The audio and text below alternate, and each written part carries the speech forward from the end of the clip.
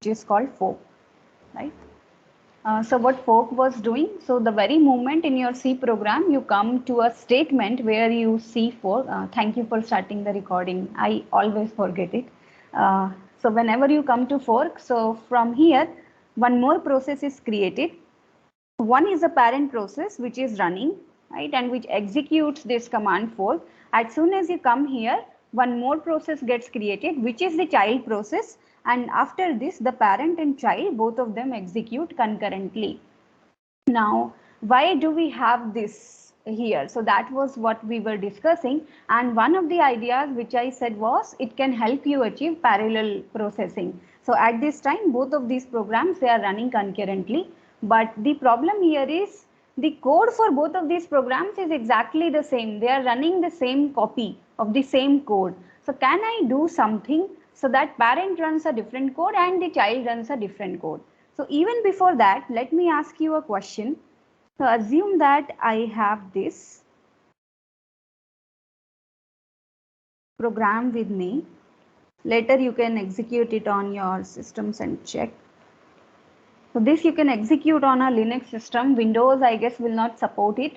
What I will do is I'll create all of your accounts with CodeZinger. So CodeZinger seems to be running on a server which is a Linux server. There you can run all these commands. So even if you have Windows, you can run commands like fork, although there you would not be able to run some Linux terminal commands. So an idea is maybe if you would like to explore it further, this is not a stringent requirement for the course that you should have Linux, but if you want to explore it in detail, you can have a dual booted system. You can just look up on Google and install Linux, or what you can do is those of you who are coming in campus, you can always utilize the lab systems, or you can also do some of these programs on CodeZinger. So we have these three ways. Anyways, can you guess the output of this program? Assume that I put an input statement here. So by the time I come to this input statement, can you take a rough guess how many processes will be running? So assume that this is the only process in RAM as of now. Forget about the other processes. So corresponding to this particular program, how many processes will be there? 8. 8, right?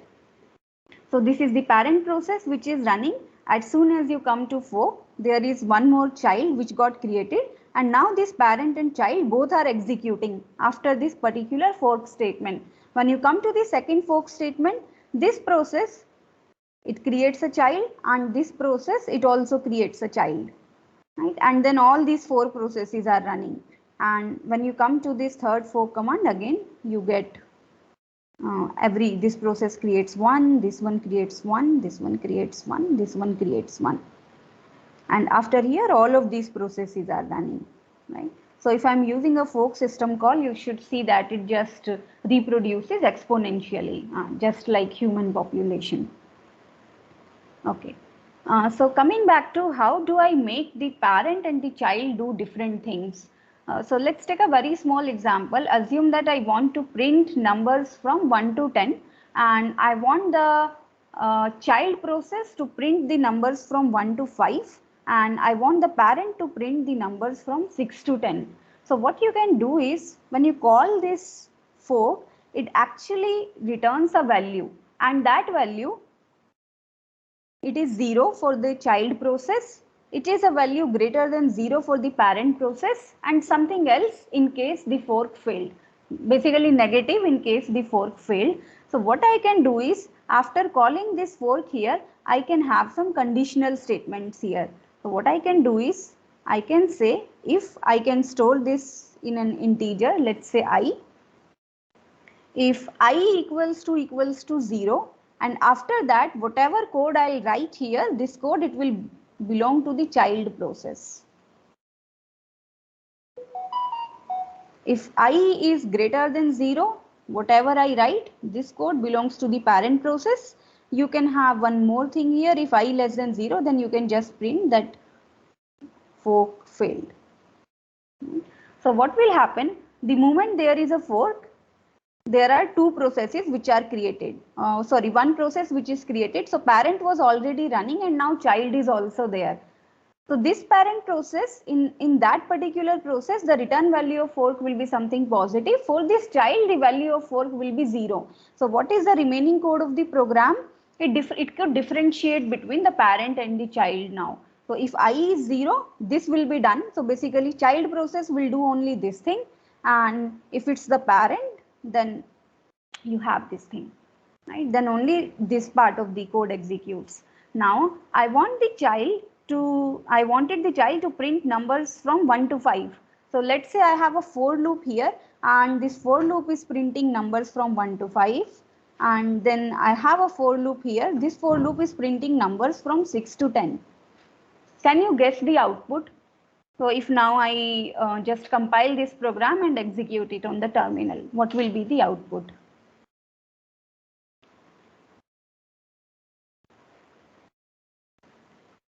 So do you think that output will be 1, 2, 3, 4 up to 10, or will it be something else? 1, 6, 2, 7. Because they're Exactly, running parallel. right? Yes. So you will not get these numbers in order because both of these processes, they are running concurrently, and the CPU, it is switching between both the processes. So once you'll get a 1, and maybe after that the parent executes and you get a 6, and then child executes, you get a 2, so on and so forth. Okay, so you can execute it and see that actually shows you that both of these processes, they are running concurrently. Okay, now one more thing here, assume that I take this code, and what I do is instead of printing these numbers here, let's say if it's a child process, I put a scanf statement here, right? So this child will be actually waiting for some input, and if it's a parent process, I just return. Now what's going to happen? So there is some kind of dependency between the parent and the child. Parent process created the child process, and when both of them are running concurrently, what I did, the child process is still waiting for the input here. It's a scanf statement. I haven't entered the input yet. Meanwhile, the parent process is also executing. It sees a return statement and it returns. What happens to the child? It was still waiting for the input, and the parent just terminated. So there is a problem here, right? We wouldn't want that to happen. So if a child is still running, we want that parent, we wouldn't want that parent would just stop executing. So for that, what we generally do, if it's a parent process, you can use another system call, which is called wait. What wait will do, it will make your parent wait till the child doesn't execute. I'm sorry, I would write this wait here in the corresponding part of the parent, not with the child. So as soon as parent sees this wait, it will actually be waiting, and only after when you give this number to your scanf statement, the parent and child, they will run, and this code will finish executing. Okay, so that is one thing. Any doubts till now? Ma'am, so if we use the fork method, we can parallelly process only two processes at once. Because once we exponentially multiply, we won't have a way to differ between a parent and a child. Suppose we have 8, like in the previous example, there are 8 processes running at once. I can't put a condition that differentiates between each of the 8 children. You can. So see what will happen if you have multiple fork here, right? It will become slightly complicated, but still every process will know who is its parent and who is its child. So if we do that, let's say it was P1 was the parent process, it called a fork and then it created P2. So let me use an arrow here. So this arrow shows that P1 is a parent of P2. Then you see another fork here. So when this another fork comes, P1 will also create another process, which is P3, and P2 will also create another process, which is P4. Right, and now all these processes are running. Now you should see the values of I, right? I will be 0 for which process and for which node. So I think that for all the child processes, the value of I will be 0. So this P3 will be having a 0, P4 will be having a 0, P2 will be having a 0, and all these will execute. This is slightly clumsy, so even I'll have to check there, because P2 corresponding to P1 it should have a value of 0, but corresponding to P4 it will be having a value of 1. So there is some sort Exactly. of That, yeah, overlapping or that is some what I sort was of ambiguity there. Yes. So we'll have to look so, at how, yes, you are correct. So we'll have to look yes, at how that ambiguity is resolved. So definitely your operating system, it will be having some way of resolving this ambiguity. because the processes switch from each other. So as soon as it switches to P4, P2 will become positive, and but it when it switches back to P2, which is supposed to be 0, it won't be. Yes, So yes. You are correct. So we should actually try to execute it and see what is happening. So I'll also take a look at it in a bit detail and get back to you. Okay, so that is one thing. So till now when we were using fork, we were creating the exact duplicates, and then we figured out a way of how we can distinguish between these. But as Shri Yogesh is correct, as the number of processes increase, and if I use this particular way for doing parallel processing or multi-programming, it becomes very tedious. So I wouldn't want that. So what I want is, if it's a child process, I don't want to use this if statement somehow. So what I want is, if my parent is running and then it gives a fork command, and then there is a child and the parent is still running, I want the child to execute some other process, right? I do not want this child to become an exact clone of the parent. So for that we have another system which is called exec. So in this exec, you can pass certain processes. So what will happen? The child, it will no longer remain a clone of the parent process. So whatever you will pass in this exec, child will start executing that particular process. In fact, you can even put some shell commands like find, touch, and other things here. So child will actually go and it will start executing those processes. So that is how a Linux system works. So when we have seen the process tree yesterday, so there we have looked at the relationship, the parent and the child. So init was like the grandparent of all the processes, then system D, it was kid of init, you can say, and then we would have genome and then shell and then something which you are running here. But we definitely know that all these processes, they are not clones of each other, they are having a very different code. So that happens with the help of this system command. So what I'll do is, we'll discuss more about this during our lab session next week. So there we will discuss exactly how these things happen. We'll try to use even this exec command. We'll also see some commands with the help of which you can terminate a process. So till now we were talking about creating a process. We can also terminate a process, and there are different ways. Similar to the creation, there are different ways in which a process can terminate. So it can actually terminate after successfully finishing all the operations, or it can terminate if it goes down and performs an error, so something like a segmentation fault, even then your process will get terminated. And there is a third way where one process can actually kill another process. So that we can do if you open your shell command, and let's say a process is hanging, you can figure out what is the PID and you can issue a kill command. So kill followed by the process ID. So you can also use this way of terminating a process. But then it's not like every process can terminate every other process. If you want to terminate some process, you should have that priority level, or you should have that authority. So operating system has ways to do that. So not any process can terminate any other process. So I will now shift gears slightly, and we will now move to CPU scheduling. We'll talk more about these process creation, multi-threading, and inter-process communication during our lab sessions. So coming back to the CPU scheduling part, let us now talk of some algorithms. So we were having this ready queue here. So this ready queue has all the processes which are waiting for CPU.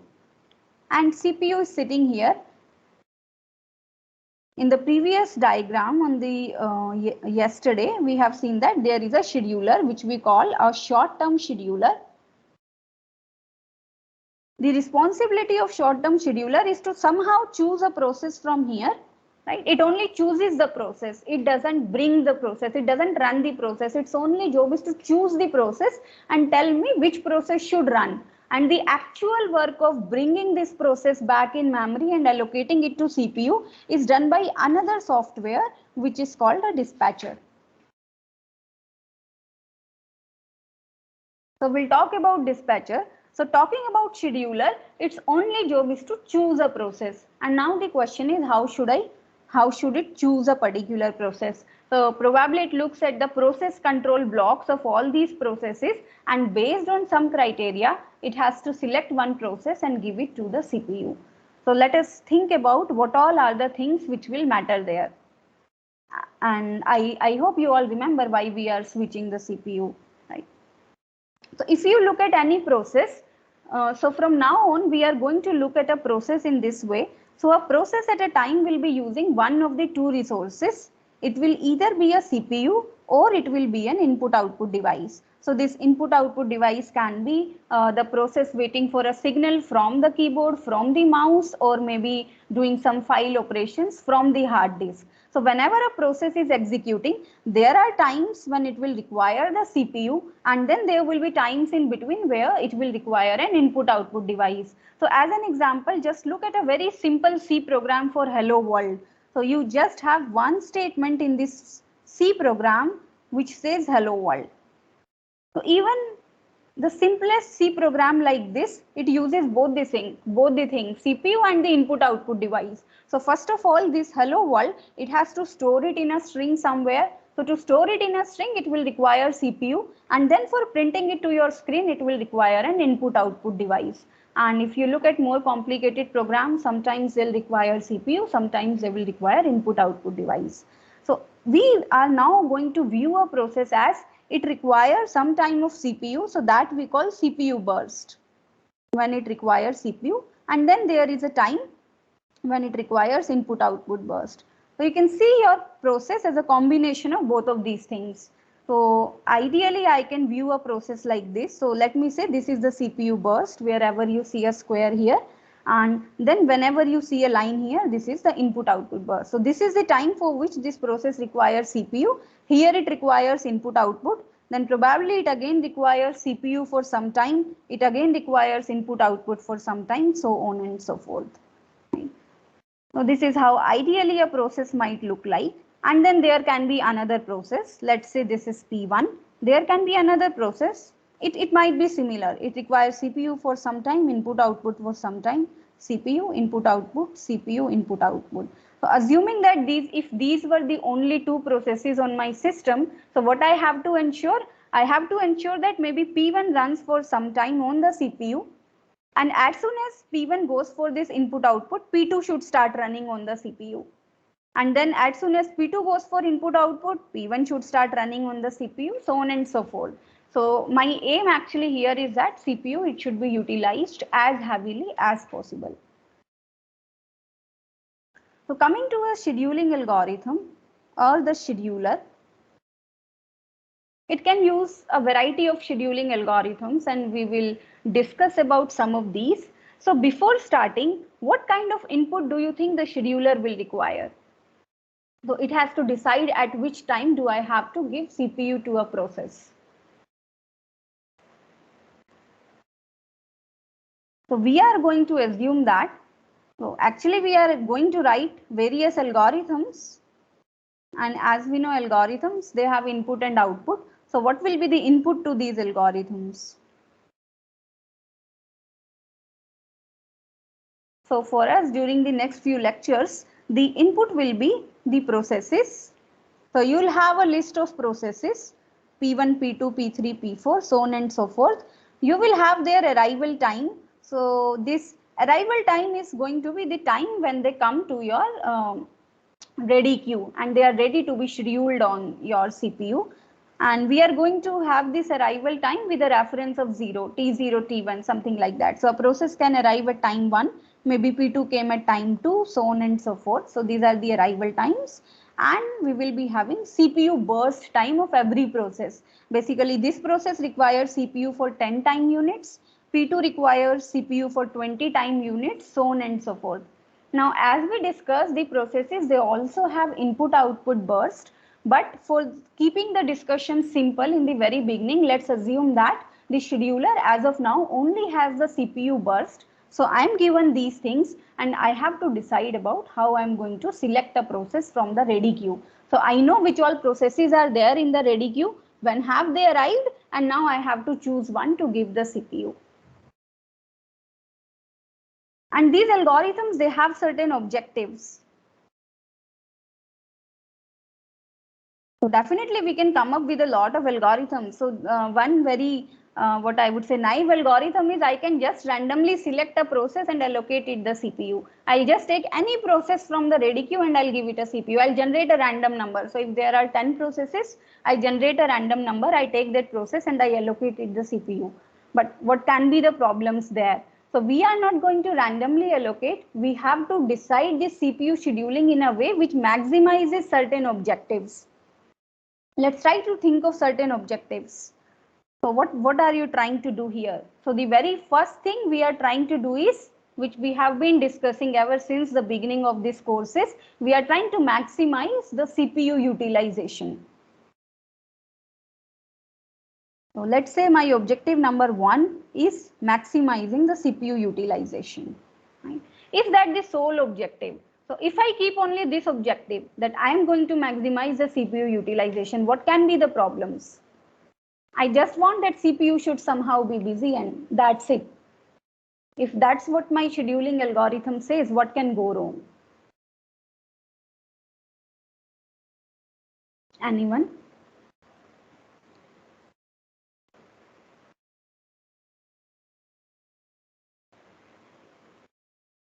So let's say I'm using that same process which I described a few minutes back. I just want my CPU to be busy 100% of the time or most of the time. So I'll just randomly select a process from the ready queue and I'll allocate the CPU to this process and let this process run for how long it wants. And as soon as CPU gets idle, maybe P1 goes for an input output, or maybe let's say P1 finishes its CPU burst time. So for now, let's not think about input output. Let's say that these processes, they only require the CPU. So what I'm doing is I'll execute P1 and let it use, let's say its CPU burst time was 10, it wanted CPU for 10 units. I let P1 use the CPU for 10 units. After 10 units, I just picked another process, let's say P101. I let it run for its entire CPU burst time. And then I took some other process, and I scheduled this way. So what is the problem with this kind of scheduling?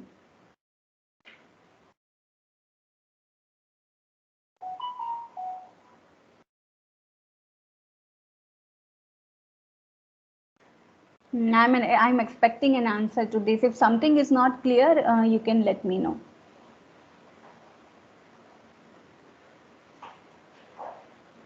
And it's something which we have been talking again and again. So what if I just give CPU to one process? So the question is, so what my scheduling policy says is, my objective, assume that I am the scheduling algorithm. So this algorithm, I'm saying that my only objective is to utilize the CPU to the fullest. My only objective is to ensure that one or the other process is running on CPU. That's it. CPU shouldn't sit idle. So I just take any process from this ready queue and I allocate it the CPU and I let the process run for howsoever long it wants. And as soon as the CPU becomes idle, basically that process's CPU burst time is over, I pick another process and I allocate it the CPU and I keep going in the same fashion.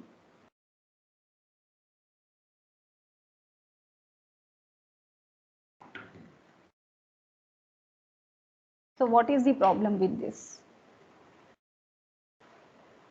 Assume that you have written a C program. I'm coming back to the same example and assume that the CPU burst time of this program is very heavy. It requires half a day to execute.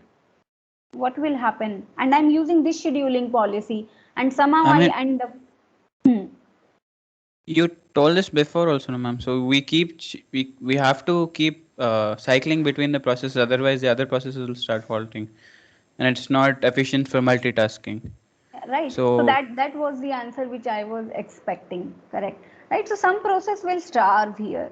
Right. I'm running one process for long time. Other processes, they are not getting the CPU. So these other processes who are not getting the CPU, they are starving, which means CPU utilization. I should have some more objectives. I cannot keep just one objective, which is CPU utilization for these scheduling algorithms. I should have some more. So let's talk about another objective, which let's say throughput. So throughput is number of processes finished by the CPU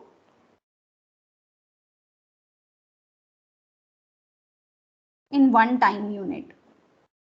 So how many processes is your CPU finishing in one time unit? You can spelling. Okay, number of processes finished by CPU in one time unit. So let's go back here. So let's say I have 3 processes. So the burst time for the first one is 30, for the second one is 10, and let's say for the third one is also 10. So what is happening? So assume that I was only using CPU utilization. I run this first program here for 30 time units, then I run the second for 10 time units, and then I run another one for 10 time units. And let's say during the first 30 minutes, I'm sort of monitoring my CPU. So when I'm monitoring this CPU, I'm trying to see how many processes is it completing in one time unit, right? So how many processes is it completing in one time unit? It is completing one process in 30 time units, right? So in one unit, it is finishing off with 1/30 process, right? On the other hand, so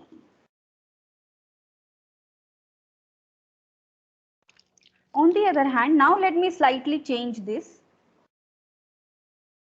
Let's say I execute the first program for 10 time units, the second one for 10 time units, third one for 10 time units, and then let's say I give 20 back to the first one. And now again, if I was monitoring the CPU during all these 30 minutes, what becomes the throughput now? How many processes am I now finishing in one time unit? 1/10 of a process. Is it 110? So this process, it is not yet finished, right? These two have finished. Its CPU burst time is still pending. So this is actually P1, P2, P3, and let me say it's back P1. So this one is P1, P2, P3.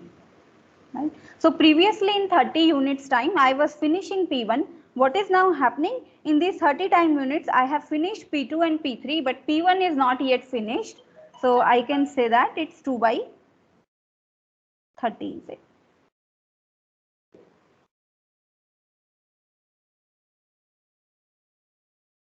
No, 2/3, I'm sorry. This should also be 1/3. Right? No, just a second. It's 2/30. Sorry, 2/30 only. So how many processes am I finishing in one time unit? So in 30 time units, I am finishing 2 processes. So in one time unit, how many processes I am finishing? So 2/30. Here it was 1/30. Right? So I end up increasing this number. So you see this second objective, it is helping me. So if I am using this throughput here, so I am also trying to maximize the throughput, which means I'm trying to maximize the number of processes my CPU finishes in one time unit. So it has actually slightly solved the problem of starvation. Now these two processes, they are not starving. I should now execute them somewhere over here to increase the throughput. Right? So it means that I should also give CPU to these two processes. Now my question to you is, if I use throughput as one of the measures, right? Do you think that if I only have these two measures, so the first one is to maximize the CPU utilization, that CPU should never sit idle, one or the other processes should be running, and second one is to maximize the throughput, which is the number of processes a CPU is finishing in one time unit. Is it enough? Do you think that these two conditions, they can ensure that there will be no starvation, no process will be starved? Ma'am, shouldn't priority also play a role? That should play a role. We will come there. So there are certain algorithms which take into account priority. So each process also has a priority associated with it. So that we will bring in the picture later. So as of now, we are assuming that every process has the same priority.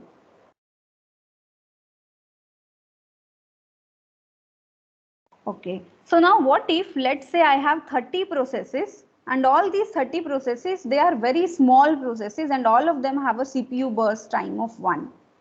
I have these 30 processes. And after these processes, I have one process of 30, 20, 10, let's say whatsoever. So now what the scheduling algorithm will do, its only objective is to maximize the CPU utilization and to maximize the throughput. So won't it do something like this, that for the first 30 time units, you just execute these processes. So I just keep executing these processes here for 30 time units.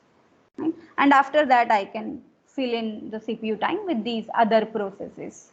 So what is happening during this time? In 30 time units, I have actually completed 30 processes, which means the throughput is 1. I am finishing one process in one time unit. Throughput is very high.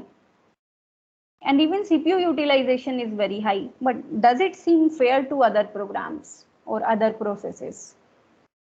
What if there were 100 of such processes? That is what I was saying, ma'am, like priority in the sense of weightage. So how do you know how to distribute the programs according Yes, to so its that is exactly what we are trying to do. So what we are trying to do now is we are trying to identify certain parameters which which a scheduling algorithm should consider so that it is able to achieve a good distribution. And we see that only these two parameters, they are not enough. We should have some more parameters. Only CPU utilization and throughput, if we keep these two parameters, still certain processes can starve. Okay, what more can I put here that some process do not starve? Can I have some more parameters?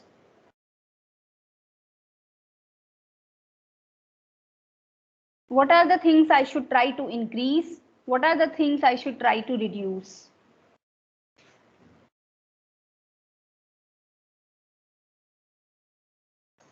So there are three more parameters and one among them is waiting time. So this waiting time, it corresponds to a process. So these processes, they are sitting in the ready queue waiting for the CPU.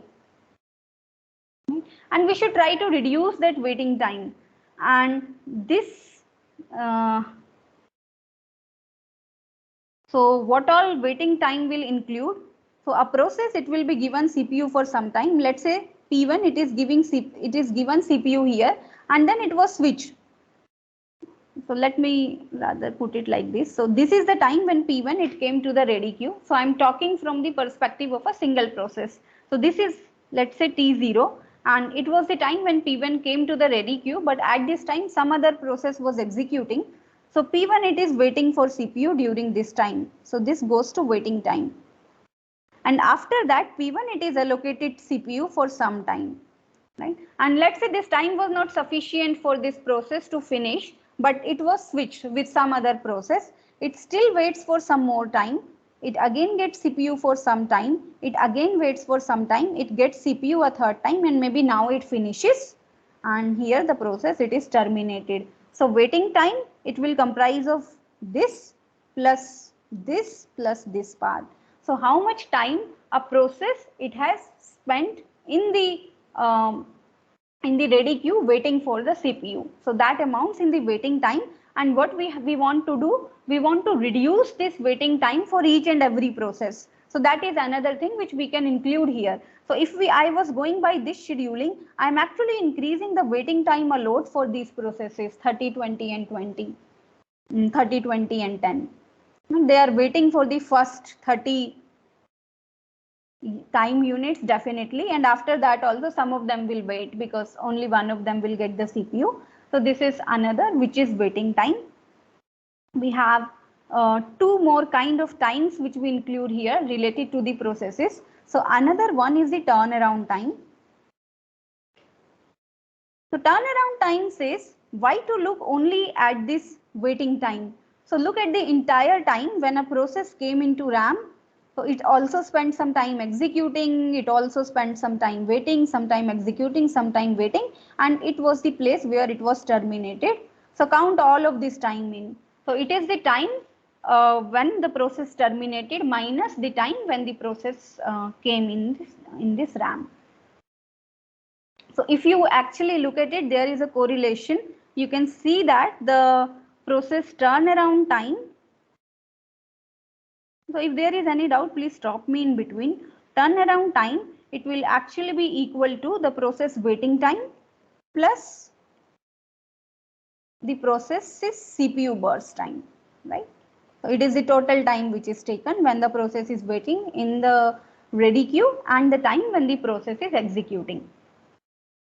Okay, we have a very last thing which we try to optimize, which is called the response time. And according to me, it is very, very important. So what is response time? It is the very first time when the CPU actually responds to you. So when I hover a mouse on my system, or let's say I open an Excel file, I want the CPU to respond to me. So my objective is just not if my CPU burst time is, let's say, 100. So a CPU, if my burst time is, let's say, something like 100, I also want the first response to actually come soon. So as soon as I hover a mouse, I should see something happening. As soon as I open a spreadsheet, I should actually see at least that it is opening up. So response time is the time when the process, it comes to the ready queue to the time when this process is allocated the CPU for the very first time. So whenever a process comes, it will be allocated, let's say this was the time when it came to your ready queue, and then let's say it was given the CPU after 5 minutes, then it after 5 time units, then it ran for some time, then CPU was taken away from it, then it ran for some other time, then again CPU was taken away from this. So this response time will only comprise this one, when the process came into ready queue to the time when the process was given the CPU for the very first time. So we have these parameters which we use in the scheduling algorithms. So can we quickly revise what these were? So the first one was CPU utilization. Then we had throughput, waiting time, turnaround time, and response time.